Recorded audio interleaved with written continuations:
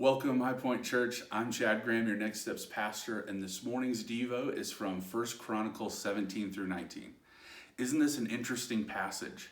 We're right at the end of chapter 16 where the people have celebrated because David has honored the Lord by bringing his presence via the ark into Jerusalem, into the capital city. This is an amazing passage for two reasons. One, there's going to be a covenant to come to honor David for his faithfulness. And two, David also gets the exciting news that his house will endure forever with the Lord. Let's talk about the covenant.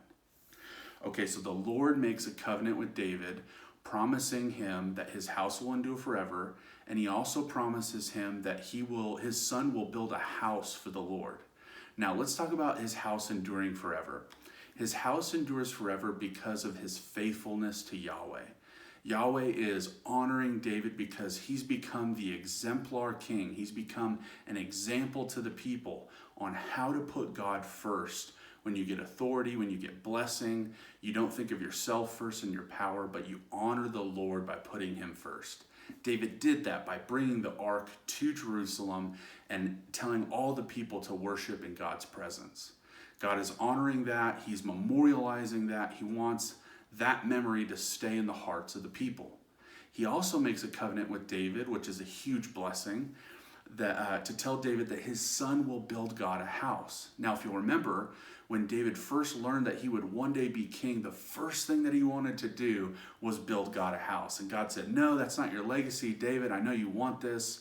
David was always meant to conquer the surrounding territories and establish the land and establish the city. But what God does do is promise David that his son, Solomon, which means peace, won't be the warmonger, won't be the person who has to go out and start wars, but he can be the person who stabilizes the kingdom and builds God his house, which becomes Solomon's temple. Now, this is great news for David.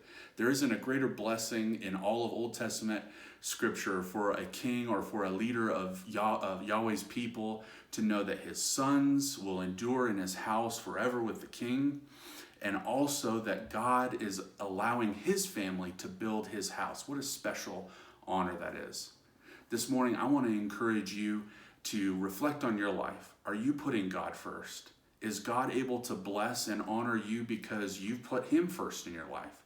Is he getting your first fruits and your tithes and your offerings? Is he getting your first attention in the morning with prayer, with supplication, with thankfulness, with a joyous heart? Are you giving God his due? See, that's why God was able to bless David the way that he was, because David was willing to put God first, and he didn't care what everybody else said, what the advisors said. He didn't calculate his new war strategy or establish his new house. He made sure the presence of God was with him in his city. Today, you can do that in your workplace, whether it's in quarantine in a home office, or you're going into work, or you're staying at home with the kids.